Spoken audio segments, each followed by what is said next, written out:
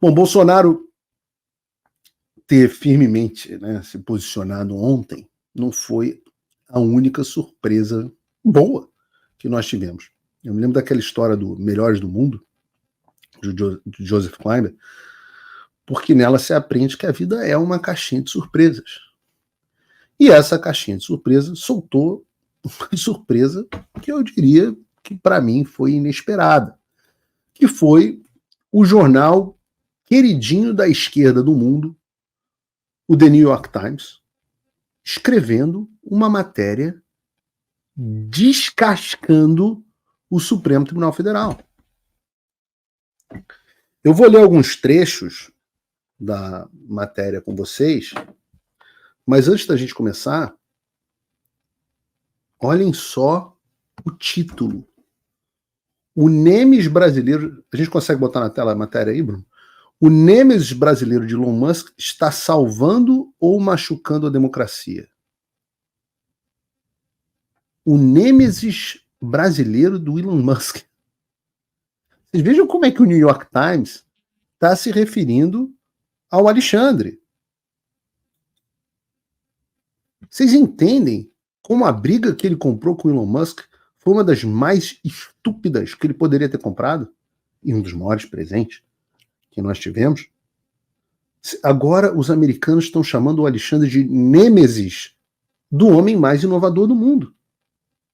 É uma fase horrorosa para o Alexandre. E é interessante isso, porque no jornalismo internacional as pessoas têm muita dificuldade de entender o que é o Alexandre, quem é o Alexandre. Elas pensam muito no Lula, né? Na política internacional. Porque é estranho para eles que um ministro da Suprema Corte mande no país.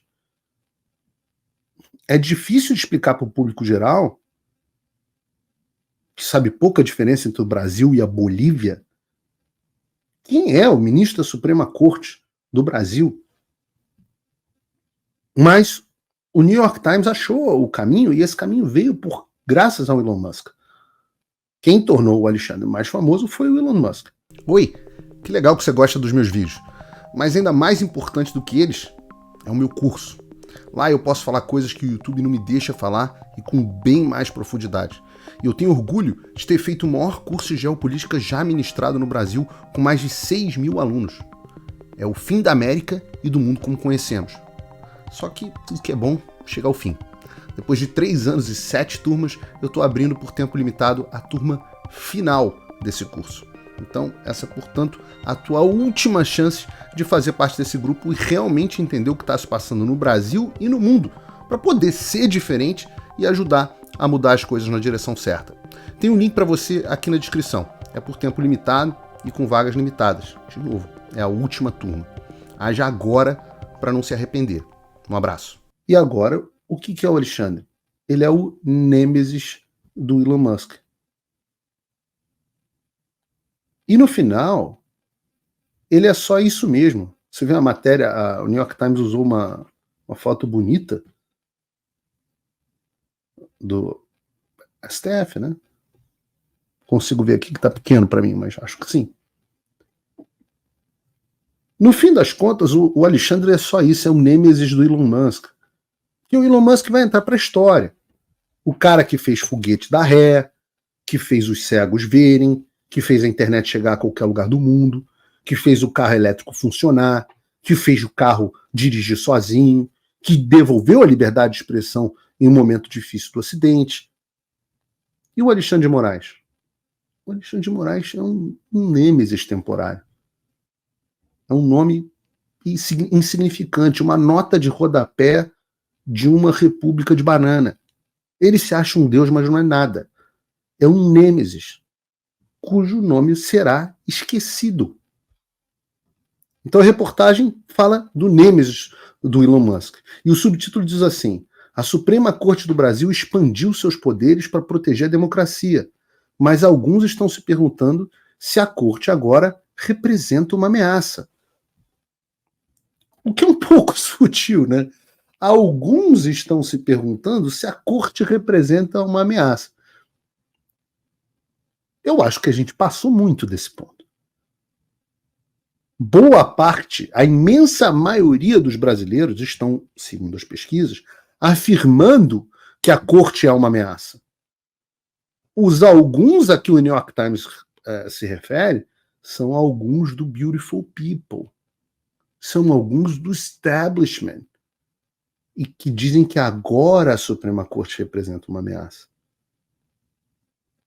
Que é uma forma de dizer, aqueles louquinhos de extrema direita, pior que tinham razão, rapaz. A matéria traz afirmações graves sobre o Supremo. Abre aspas. Pode deixar a matéria aqui na tela, Bruno. Pouco depois que o presidente Bolsonaro se tornou presidente em 2019, a Suprema Corte começou a sua campanha com um movimento altamente incomum. Garantiu a si a autoridade para abrir investigações criminais sobre ataques contra a Corte. Ela chamou isso de inquérito das fake news. Altamente incomum é o embelezamento que o New York Times quis dar para terrivelmente ilegal. Continua a matéria. Isso levou a uma série de investigações lideradas por um único ministro, Alexandre de Moraes. As investigações miravam operadores de extrema-direita, seja lá o que o New York Times considera extrema-direita, que pediam um golpe militar, não é verdade, após o senhor Bolsonaro perder a presidência em 2022, ajudando a salvaguardar a transferência de poder. O ministro Moraes também assumiu novos poderes para ordenar buscas e apreensões contra pessoas que simplesmente criticaram a corte online. Isso é o New York Times que está dizendo, não é o Paulo Figueiredo. Forçar veículos de mídia a apagar artigos e ordenar agentes da Receita Federal que parassem de investigar outro ministro e sua esposa. A corte também indicou como uma espécie de xerife da internet, como uma espécie de xerife da internet brasileira. Ele fez com que empresas de tecnologias silenciassem centenas de pessoas nas redes sociais e bloqueou o X de Elon Musk depois deles não obedecerem às suas ordens. A maioria dos 10 ministros restantes formalmente apoiaram as suas decisões. Agora, 2 anos após o tumulto da última eleição e 5 anos desde que a corte garantiu a si mesmo novos poderes, ela se provou relutante em abrir mão deles. Ora, quem poderia imaginar? Por onde andava Jack Nickas, o representante do New York Times em todo esse momento, estava como uma bela adormecida? Ele continua. Em entrevistas, 4 funcionários sênior da Advocacia Geral da União descreveram as ações da Corte como um amplo ajuntamento de poderes. Disseram que não há fiscalização do Supremo Tribunal Federal e reclamaram que as suas investigações se arrastam por anos sem uma resolução. A corda está esticando.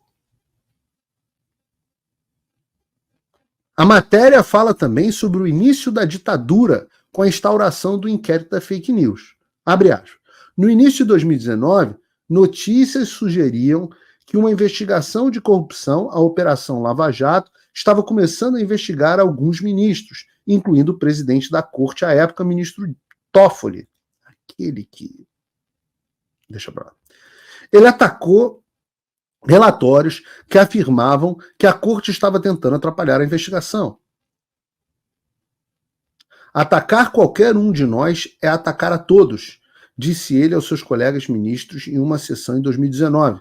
Abre aspas, calúnia, difamação e insultos não serão permitidos. No dia seguinte, o ministro Dias Toffoli divulgou o inquérito às fake news. Ele usou um termo em inglês, já popularizado por Donald Trump, diz o Times.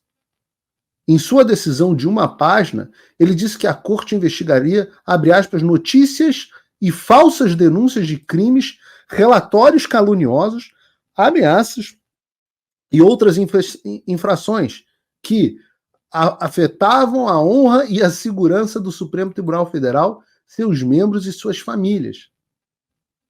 Inacreditável a quantidade de gente na imprensa que permitiu isso. De repente, a Suprema Corte poderia investigar qualquer crítica em qualquer lugar. A matéria denuncia também a maneira como o Alexandre e os capachos deles atuam. Tudo isso que eu estou falando para vocês é matéria do New York Times, não é Revista Oeste, não é Paulo Figueiredo Show. Diz assim, parece também que ele foi atrás de uma emissora que cobriu alegações de fraude eleitoral. Em meio aos protestos sobre as eleições, um dos ajudantes de Moraes ordenou outro funcionário da corte a achar justificativos para tomar ações contra a Oeste, um veículo de mídia conservador, e, abre aspas, todas aquelas revistas que apoiaram o golpe. De acordo com as mensagens de texto vazadas e publicadas pela Folha de São Paulo, um dos maiores jornais do Brasil. Está falando da reportagem do Glenn Greenwald. O funcionário, continua a reportagem, o funcionário da corte respondeu que só conseguiu achar, abre aspas, publicações jornalísticas no site da Oeste, que, abre aspas, não estavam dizendo nada, segundo mostraram as mensagens. O ajudante do ministro Moraes respondeu, use a sua criatividade, kkk, ao que um funcionário respondeu que, abre aspas, daria um jeito. Eles também fizeram um questionamento importante. O que acontece se o Supremo errar? Mas o que acontece se a corte errar? Alguém deve ter o direito de cometer o último erro, disse Barroso. Eu não acho que tenhamos errado, mas a palavra final é da Suprema Corte. Essa matéria do Times, ela mais parece descrever o império galáctico do imperador Palpatine do que um tribunal. Essa frase do Barroso deve causar arrepio a qualquer pessoa séria. Alguém deve ter o direito de cometer o último erro. Eu não acho que tenhamos errado, mas a palavra final é da Suprema Corte. Ou seja, o Barroso tomou para si, para o Supremo, a palavra final sobre todos os assuntos do Brasil, não importam quais sejam. E o povo que se dane. Esse sentimento de que o Supremo é a última palavra em tudo se tornou absolutamente enraizado na cabeça desses caras, desses ministros, desses caras que se consideram semideuses intocáveis no Olimpo. A prova disso são as declarações recentes do Gilmar Mendes, de que o Supremo poderia até mesmo analisar a validade do impeachment de ministro da própria corte. Ou seja, quem decide sobre o impeachment de ministro do Supremo é o próprio Supremo. Esses caras se tornaram ditadores. E eles não têm medo de admitir. E a coisa está tão bizarra que agora até mesmo a meca da esquerda, o veículo mais de esquerda que a gente pode imaginar, que todos eles usam como padrão ouro, o The New York Times, decidiu escrever uma matéria gigante sobre o Supremo Tribunal Federal do Brasil. Gente, para quem não lembra, o New York Times foi o jornal que inaugurou a censura global, inaugurou com as matérias da Cambridge Analytica. O New York Times é o jornal do establishment de esquerda. E que até agora ficou calado sobre o Alexandre até agora. A última matéria deles relevante sobre o Brasil tinha sido sobre o Bolsonaro na Embaixada da Hungria. Que ninguém tira da minha cabeça que não foi serviço dado da CIA.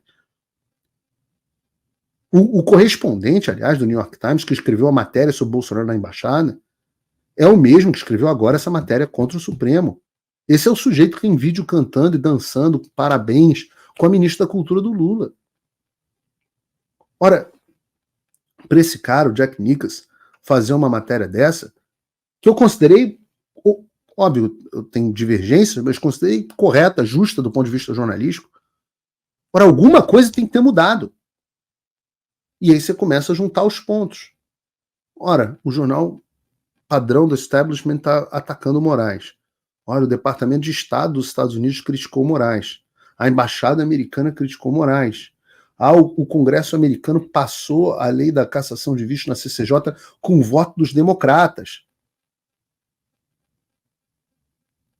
Seria muito você imaginar que os agentes que deram suporte e levaram o Alexandre a ter esse grau de poder, e eu já expliquei detalhadamente como isso aconteceu no Paulo Figueiredo Show, será que esses agentes não estão recuando? E eu reitero o que eu vou dizer aqui, eu já disse isso, muita gente me pergunta. Eu não sei se pela Folha de São Paulo ou não, mas eu aposto, e isso estou colocando a minha reputação em jogo, mas por confiança, eu aposto que o Glenn Greenwald vai lançar mais de uma continuação da série da Vaza Toga com os 6 GB lá do pendrive. Pendrive. Eu tô apostando isso aqui ao vivo. Eu erro pouco, né?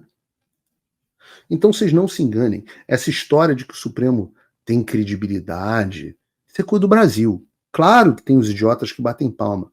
Mas, na verdade, a gente sabe que nem no Brasil eles têm credibilidade. Apesar da mídia, da Globo, hoje em dia, basicamente da Globo, fazer parecer que sim, o que a gente está vendo é a erosão da imagem do suporte do Supremo Tribunal Federal, inclusive no exterior. Liberdade de expressão sufocada como nunca antes. Eu avisei, expulso, censurado, minhas redes apagadas, meu passaporte cancelado, contas congeladas, exilado do Brasil, e não parou por aí. Quando Donald Trump deixou a presidência em 2021, eu disse que o fim da América seria o fim do mundo como conhecíamos. E tudo se cumpriu. Famílias destruídas, escolas e universidades tomadas, a mídia e redes sociais manipuladas. A geopolítica global está em chamas, nos Estados Unidos, no mundo e no Brasil. E você está vendo o caos, mas você sabe realmente o que está acontecendo?